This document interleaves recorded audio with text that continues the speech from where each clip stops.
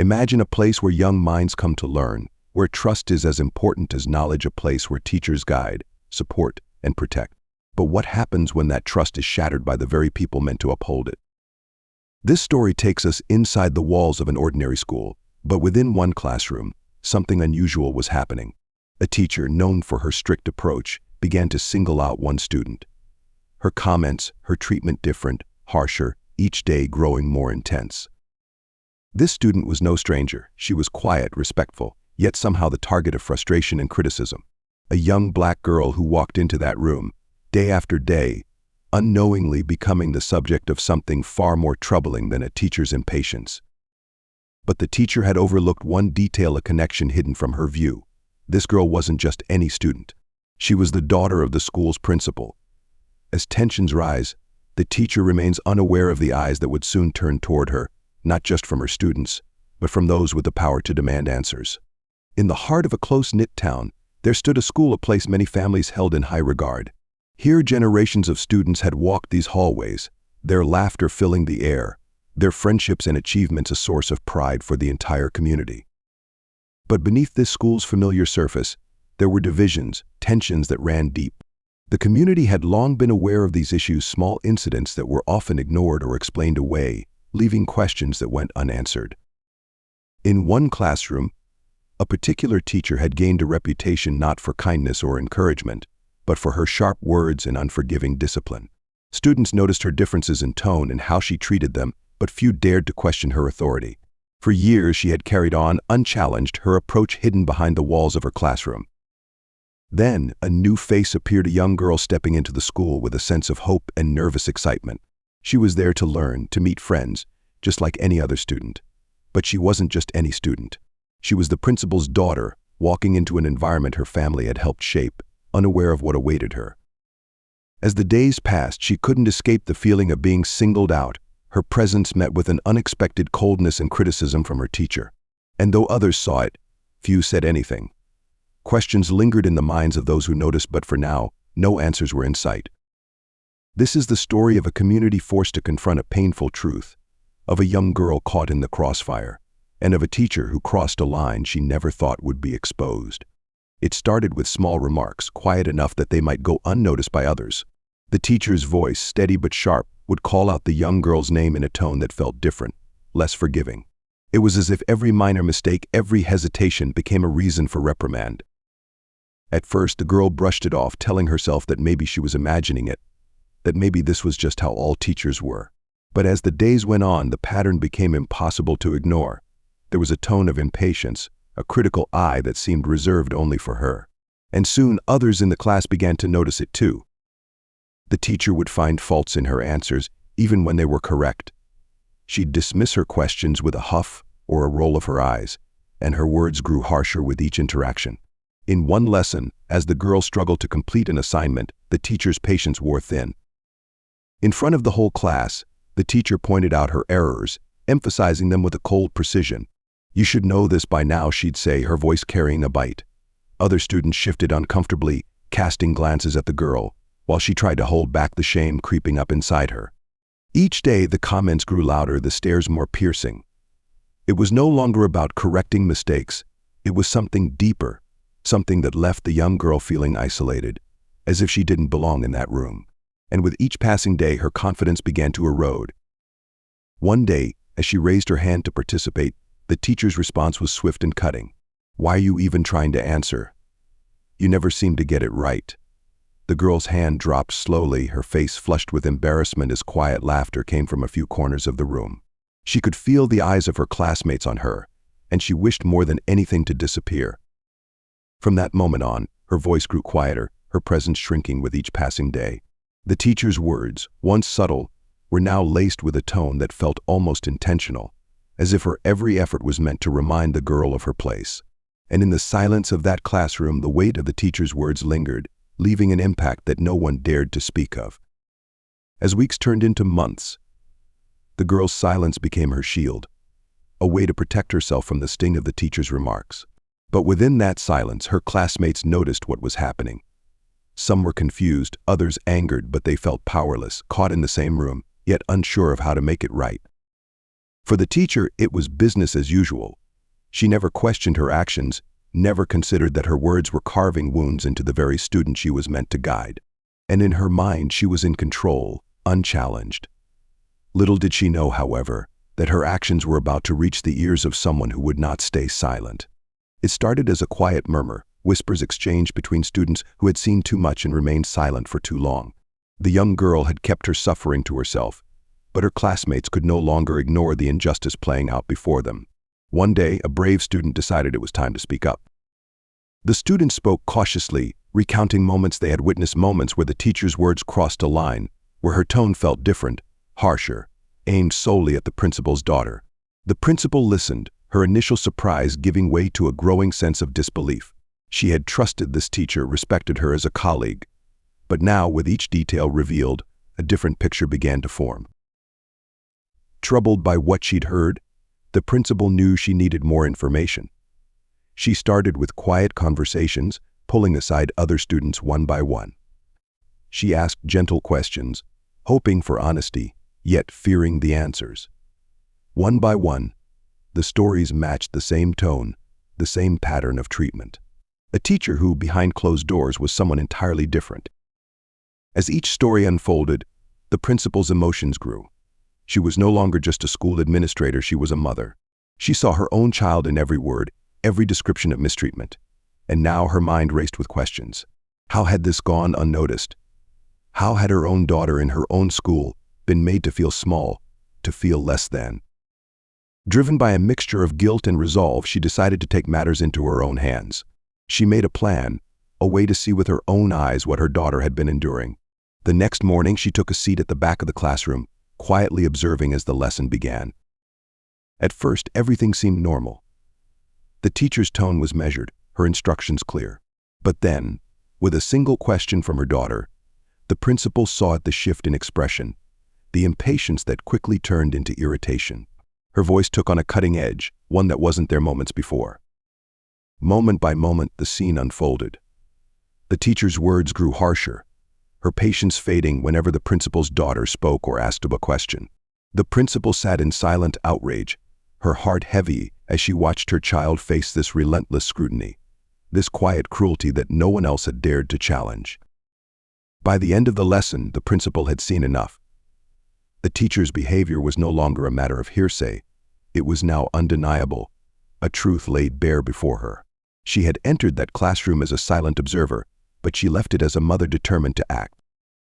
Outside the classroom, she stopped for a moment, trying to steady herself.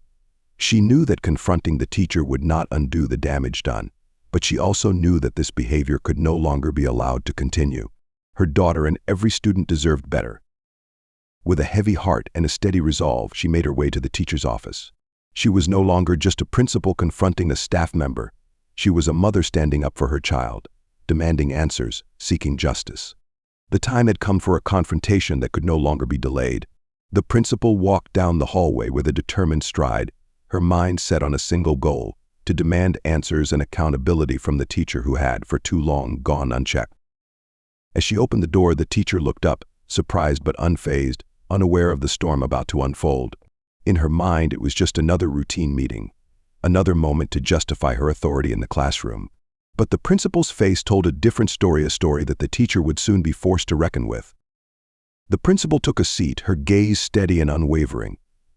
For a moment, silence filled the room, a silence that seemed to stretch on, amplifying the weight of what was about to be said. And then, with a calm but unmistakable firmness, she began. "I've been hearing things," the principal stated, her voice steady. "From students, from staff members, and from my own daughter." At that last word, the teacher's face changed, a flicker of realization crossing her eyes. She hadn't known. The girl she'd targeted, the student she'd singled out and criticized, she was the principal's child. In that instant, the dynamic shifted. The teacher, once so certain of her authority, now sat quietly, the weight of her actions sinking in. She stammered, searching for an explanation, for anything that could soften the harsh reality of her behavior. But there were no words that could undo what had been done. The principal leaned forward, her voice low but unyielding. "I trusted you. I trusted you with the students in this school, with my own daughter. And you have betrayed that trust." Each word landed like a hammer, each sentence a reminder of the hurt and harm that could no longer be ignored. For the first time, the teacher truly understood the consequences of her actions. She offered excuses, explanations that rang hollow in the silence of the room. But the principal held her ground, her voice firm and unsparing. This is no longer a matter of opinion or personality. This is about the integrity of this school and the responsibility we hold to every child who walks through these doors. The teacher, now stripped of her former confidence, nodded quietly, her voice barely a whisper as she tried to apologize. But the principal wasn't there for apology. She was there to ensure that justice was served, that no other child would endure the silent suffering her daughter had faced. With a final, piercing look, the principal made her decision known. You will face consequences. You will answer for what you've done. The teacher's face fell, and in that moment, the balance of power shifted completely. She was no longer the figure of control in that room. She was now accountable for her actions, with no place left to hide. As the principal walked away, she knew that her actions would ripple throughout the school, a message sent loud and clear. The days of silence and unchecked behavior were over. She had done what every mother hopes to do: protect her child. And in doing so, she had protected every child under her care. The confrontation was only the beginning. What followed was a wave of action, as the school administration launched a formal review into the teacher's conduct. This was no longer a private issue. It was a matter of institutional trust, accountability, and respect for every student in that school. An investigation was launched, and soon details of the teacher's behavior emerged. Statements from students, accounts of unfair treatment, and moments of witness bias all brought together to paint a picture that could no longer be ignored. The school administration moved swiftly. The teacher was placed on immediate suspension, pending the results of the investigation. For many, it was a long-awaited response, a step toward justice. But the community's reaction was divided. Some parents voiced their relief, grateful that their children's concerns were finally being addressed. Others, however, questioned the severity of the actions taken, uncertain if the accusations were as serious as they appeared. Word spread quickly, and soon local media began covering the story. Headlines captured the tension: teacher accused of discrimination against principal's daughter. On social media, the story sparked heated debate, with voices on all sides chiming in, some calling for accountability, others expressing disbelief that a respected teacher could face such allegations. For students, it was a moment of validation. Many had seen or felt the teacher's harshness, but until now their experiences had been dismissed or overlooked. Now, their voices were part of something bigger, a chance to bring change to their school and make it a place where every student felt valued and protected. As the investigation concluded, the school administration gathered to review the evidence and determine the teacher's fate. With testimonies from students, observations from staff, and the principal's own account, the decision became clear. This was not an isolated incident. It was a pattern of behavior that could not be ignored. The teacher received a formal reprimand with a clear warning that further actions would result in dismissal. For the school and its leaders, it was a stand against the very behavior that had caused harm to one of their own. Policies were updated, training sessions on inclusivity and respect were scheduled, and a message was sent that such actions would no longer be tolerated. The decision was met with mixed reactions.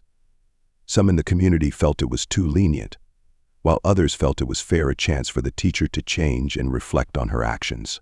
But for the principal, and especially for her daughter, it was a victory, a moment of justice that had once seemed impossible.